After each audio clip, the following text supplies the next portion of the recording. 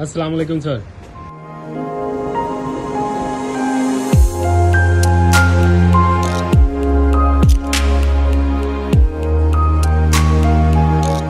वो जिन्होंने पैगाम भेजा वो अभी भी हैं, शायद ये मेरी वीडियो सुन भी रहे होंगे। उन्होंने कहा कि अरशद से कहो कि बैठकर बात कर लेते हैं, ये मामला छोड़ दें। मैंने इसका जिक्र अरशद शरीफ साहब से किया और उन्हें कहा कि ये पैगाम मुझे मिला है।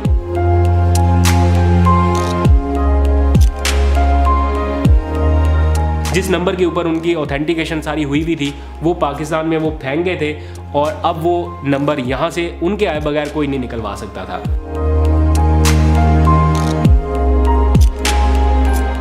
गुज़िश्ता रात उन्होंने शहादत से पहले जहांज़ेब अली से रब्ता किया, जो अमेरिका में मेरे दोस्त हैं, उनके भी दोस्त हैं और हमारे ARY के रिपोर्टर भी हैं वहाँ पर। उनसे रब्ता किया। अपना ख्याल रखिएगा, मुझे दीजिए इजाज़त, अल्लाह।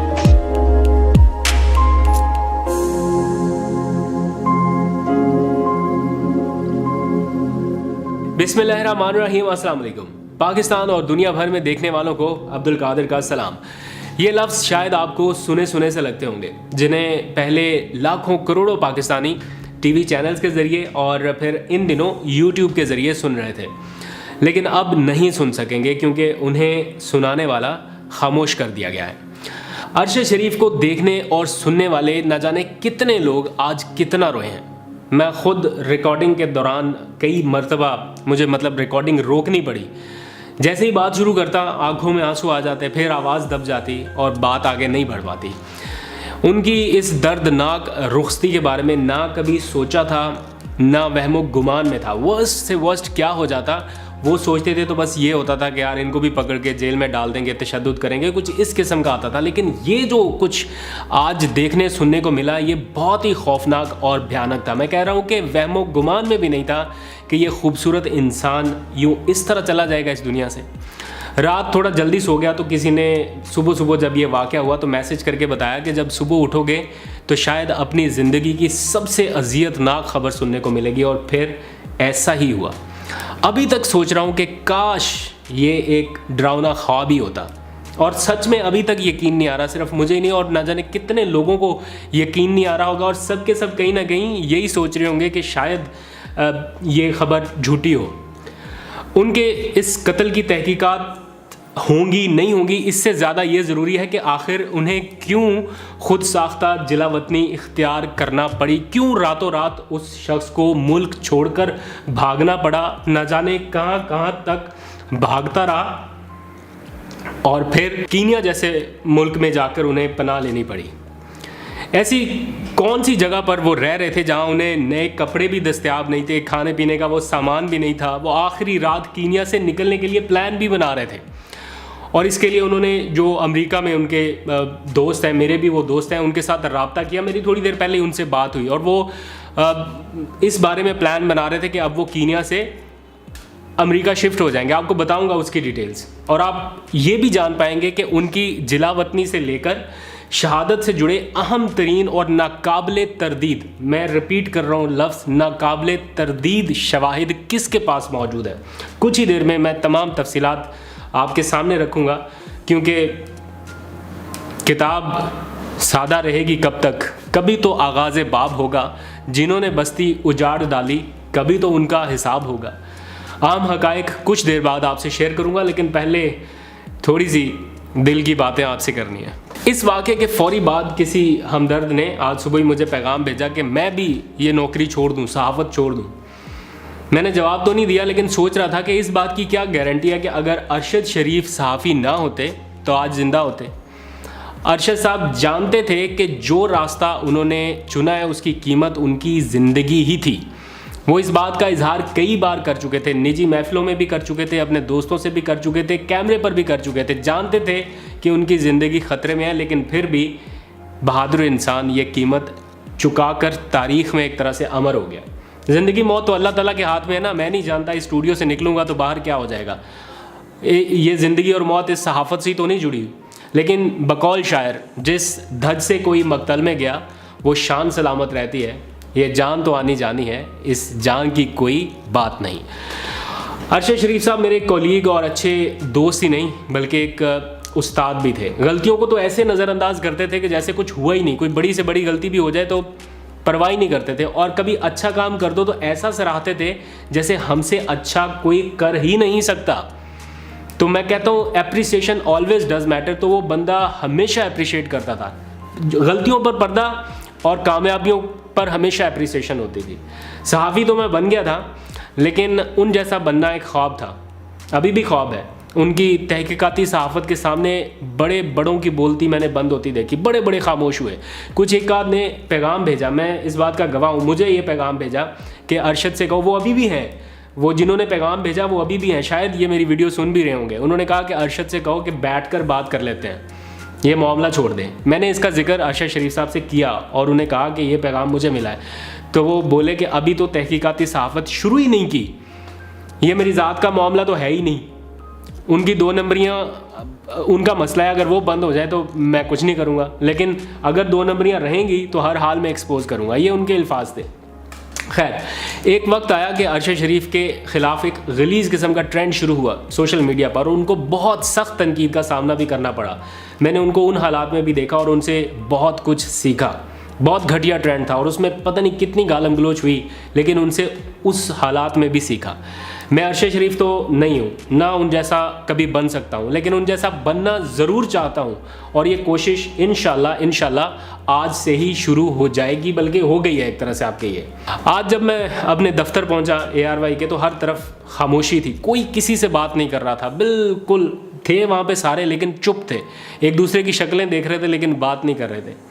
वो ARY न्यूज़ का हिस्सा अब नहीं थे, लेकिन उनकी जो पूरी टीम है जो उस वक्त उनके पावर प्ले के साथ काम कर रही थी, वो सारी की सारी टीम अभी भी ARY में ही है, और उन्हें उम्मीद थी कि अरशद शरीफ साहब जल्द वापस लौट आएंगे और शायद यहीं से दोबारा सिलसिला शुरू हो जहाँ से टूटा था। लेकिन आज उनके कॉलीग्स, उनके साथी जब टेलीविज़न स्क्रीन की तरफ उनकी इस ख़बर को देख रहे थे, तो उनका जो चेहरा था और उनकी आंखों में जो आंसू थे, मतलब उनका दुख भी देखा नहीं जा रहा था। और सोचें कि उनके घर वालों पर, उनकी फैमिली पर, उनके जवान बच्चों पर, उनकी बूढ़ी माँ पर क्या बीत रही होगी, किसी को शायद अंदाज़ा नहीं है। अंदाज़ा है भी तो कितने दिन कोई इस बारे में बात कर लेगा, आ जाकर सब भूल जाएंगे और फिर सारा ऐसे ही चलता रहेगा। खैर, इस वाक़े से जुड़े अहम हक़ाइक़ सामने आएंगे या नहीं, कुछ नहीं कह सकता। कीनिया पुलिस का ऑफिशियल स्टेटमेंट भी कोई मानने के लिए उस तरह से तैयार नहीं, क्योंकि उसमें भी बहुत सारे सवालात हैं जो अभी तक अनआंसर्ड हैं, यानी ऐसे सवालात हैं या ऐसे तरीके से उसको बताया गया है कि उनके ऊपर यकीन करना भी मुश्किल हो रहा है। लेकिन कुछ अहम हक़ाइक़ जिनका मुझे बतौर कोलीग इल्म है, वो आपके सामने ज़रूर रखना चाहता हूँ। जिस किस्म के वाक़े में उन्हें कत्ल किया गया, उस किस्म का वाक़या तो पाकिस्तान से ही उनका पीछा कर रहा था। यहीं पर हालात गंभीर हो गए थे और उन्हें इस बात का इल्म हो गया था कि अब उनकी जान को शदीद ख़तरा है। ये ख़तरा हर आने वाले दिन के साथ बढ़ रहा था जब तक वो पाकिस्तान में थे। फिर एक दिन खैबर पख्तूनख्वा पुलिस ने शदीद नौयत के एक जानी ख़तरे से उन्हें दोचार करते हुए एक थ्रेट लेटर जारी किया। उस वाक़े का इल्म इमरान खान साहब को भी है, क्योंकि मैं उस वक्त बनी गाला में ही था जब ये सारा थ्रेट लेटर डिस्कस हो रहा था। बहुत सारी चीज़ों का मैं चशमदीद गवाह भी हूँ, और उस वक्त उन दोनों के दरमियान, यानी इमरान खान साहब के दरमियान और अरशद शरीफ के दरमियान रब्ता भी हुआ, और इस बारे में कुछ डिस्कशन हुई होगी, उस बारे में मैं नहीं जानता। लेकिन उस डिस्कशन के बाद उनके खैर खाओं ने उन्हें मशवरा दिया कि जितनी जल्दी हो सकता है, एक लम्हे की ताख़ीर किए बगैर भी आप बैरून मुल्क रवाना हो जाए। रातों रात अरशद शरीफ साहब जान बचाकर इस मुल्क से निकलने में कामयाब हुए। तो सुबह इमिग्रेशन काउंटर वाली तस्वीर वायरल करके लोगों ने मजाक उड़ाया कि देखो भाग गया, ये थी इसकी सहाफ़त, ये था बहादुरी, ये था तमगा पता नहीं कौन सा मिला, ये तो मुल्क छोड़कर भाग गया। उनके इंतहाई करीबी ज़राए के मुताबिक उन्हें इब्तदाई तौर पर जिस मुल्क में भेजा गया, उसने उन्हें वापस या तो पाकिस्तान डिपोर्ट करने का कहा, या फिर ये ऑप्शन दिया गया कि आप हमारा मुल्क छोड़ दीजिए। रिपोर्टेडली वो UAE में थे और वहाँ की अथॉरिटीज़ की तरफ से उन्हें बताया गया कि हमें अप्रोच किया गया है कि आपको या तो पाकिस्तान डिपोर्ट कर दें या फिर आप किसी और मुल्क में आपको जाना पड़ेगा। उस वक्त उनके पास ना अमेरिका का वीज़ा, ना बरतानिया का वीज़ा, ना किसी और मुल्क का, तो वो फौरी तौर पर जहाँ पर जा सकते थे, मतलब फौरी उस मुल्क से निकलकर किसी और मुल्क में पहुँच सकते थे, तो वो ऑप्शन कीनिया का था। इस दौरान वो एक ऐसे मुकाम पर पहुंचे कीनिया में, ये मैं उनके बहुत ही करीबी ज़राए से हासिल की मालूमात बता रहा हूँ, इंतहाई करीबी ज़राए से, जिनके पास उनके यहाँ जाने से लेकर और उनके इस बेईमाना कत्ल से पहले तक के बहुत ही अहम नाकाबिले तरदीद सबूत मौजूद हैं, शवाहिद मौजूद हैं कि क्यों उन्हें ये सब कुछ करना पड़ा, क्यों जाना पड़ा। तो उनके मुताबिक वो कीनिया में एक ऐसे मुकाम पर थे जहां आसपास ज़्यादा आबादी नहीं थी। कुछ दिन वो वीरान से इलाके में रहे, उन्होंने वहाँ पर क़याम किया और वहीं से अपना यूट्यूब चैनल ऑपरेट करना शुरू कर दिया।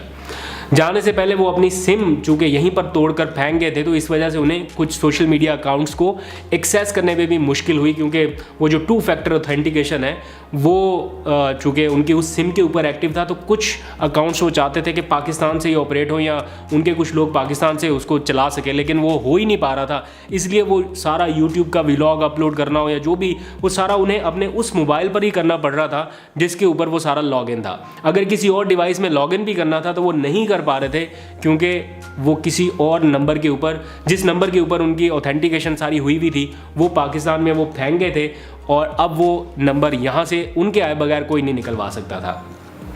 कई दिन तक वो उस वीराने किसी जगह में रहे और एक ही कपड़े में या एक तरह के कपड़ों में उन्होंने कई व्लॉग किए। खाने पीने के लिए भी वो सहूलतें नहीं थी, पहनने के लिए नए कपड़े भी नहीं थे और किसी आने जाने वाली कोई ऐसी जगह पर जाने से भी वो गुरेज करते रहे, क्योंकि ख़तरा बदस्तूर बरकरार था और उनका पीछा हो रहा था। कीनिया और जिम्बाब्वे जैसे जो ममालिक हैं जहाँ पर लॉलेसनेस एक की मशहूर है कि वहाँ पर चोरी, डाके, वाक़यात इस तरह के हर जगह होते ही रहते हैं। कीनिया, जिम्बाब्वे और सूडान, इस तरह के जो ममालिक हैं यहाँ पर ये ज़्यादा है, मामूल से ज़्यादा है। इसलिए वो जल्द कीनिया छोड़ना भी चाहते थे और कई दिनों से वो कीनिया से अमेरिका में मुंतकिली की कोशिश कर रहे थे। और गुज़िश्ता रात उन्होंने शहादत से पहले जहाज़ेब अली से रब्ता किया, जो अमेरिका में मेरे दोस्त हैं, उनके भी दोस्त हैं और हमारे ARY के रिपोर्टर भी हैं वहाँ पर। उनसे रब्ता किया और अमेरिका का वीज़ा हासिल करने के लिए दस्तावेज़ी जो रिकॉर्ड है वो फ्राहम करने पर उन्होंने बातचीत की कि वो किस तरह से अमेरिका का वीज़ा ले सकते हैं और उस बारे में क्या दस्तावेजी चीज़ें रिक्वायर्ड होगी। तो जहाज़ेब अली ने भी ट्वीट करके बताया है, मेरी उनसे भी बात हुई, उन्होंने कहा कि रात ही हमारी इस बारे में बात हुई थी और मैं उन्हें हेल्प आउट कर रहा था कि वो किसी तरह से अमेरिका का वीज़ा ले सके। इससे पहले कि उन्हें वो वीज़ा मिलता, वो इस दुनिया से ही रुखसत हो गए। उनके कुछ यादगार लम्हात हैं जो मेरे साथ गुजरे, जिन्हें कुछ तो बहुत ज़्यादा हैं लेकिन कुछ ऐसे जिन्हें कैमरे में मैं रिकॉर्ड कर सका। मैं चाहता हूँ वो भी आपको दिखाऊँ, लेकिन उससे पहले चेयरमैन PTI इमरान खान साहब की बात करनी है और बतौर जमात PTI की भी कि वो इस मुश्किल वक्त में डटकर उनके साथ खड़े हुए हैं और उन्होंने इमरान खान से लेके, मतलब टॉप टियर की लीडरशिप से लेके 2nd, 3rd, 4th टियर की लीडरशिप, कारकुनान और हर जगह पर लोगों ने उनकी फैमिली का सहारा बनने की कोशिश की, उनके घर गए, ताज़ियत की। और इमरान खान साहब ने बड़ा वैलिड मुतालबा किया है कि इसकी तहकीकात के लिए जुडिशल इंक्वायरी होनी चाहिए। एटलीस्ट पता तो चले कि क्यों उनके साथ ये जुल्म हुआ, क्यों उन्हें इतना मजबूर कर दिया गया कि वो अपना मुल्क छोड़कर, अपनी सरजमीन छोड़कर गए। यहाँ पर रहते तो ज़्यादा से ज़्यादा क्या उनके साथ बुरा हो जाता, मैं पहले बता चुका हूँ। लेकिन उन्हें जिस तरह से भागना पड़ा अब अपनी जान बचाने के लिए, कहाँ तक वो पहुँचे, लेकिन एट द एंड उस गोली ने उनकी जान नहीं छोड़ी, वो वहाँ पर भी पहुँची। तो ये बहुत ही एक तरह से अपने आप में अफसोसनाक वाक़या है और जितनी ज़्यादा इसकी मजम्मत की जाए उतनी कम है। अल्फाज भी नहीं है, जज्बात भी नहीं है कि किस तरह से बयान किया जा सके उस दुख को और उस दर्द को, अपने इस कर्ब को। लेकिन अल्लाह ताला से दुआ करते हैं, आप लोग भी दुआ कीजिएगा कि अल्लाह ताला उनकी मग़फ़रत फरमाए और जो उनकी एक लेगेसी थी सच बोलने की, स्ट्रॉन्ग रहने की, बहादुरी की, वो सिलसिला थमे ना। उन जैसे बहुत सारे लोग तो ना सही, लेकिन कुछ लोग तो कम से कम निकले जो उनकी इस लेगेसी को बरकरार रखें। अल्लाह ताला उनकी फैमिली पर, उन पर और आप सब पर भी अपना रहम, करम और फजल फरमाए और अरशद भाई के दर्जात बुलंद फरमाए। अब उनकी जस्दे खाकी का वतन वापसी का इंतज़ार है, वो यहाँ पर पहुँचे तो उनकी एक बार तदफीन हो जाए ताकि उनके अहले खाना को भी थोड़ी राहत मिले। अल्लाह ताला उन्हें भी सकून अता फरमाए। अपना बहुत सा ख्याल रखे। आज तक के लिए इतना ही। खुदा हाफिज़।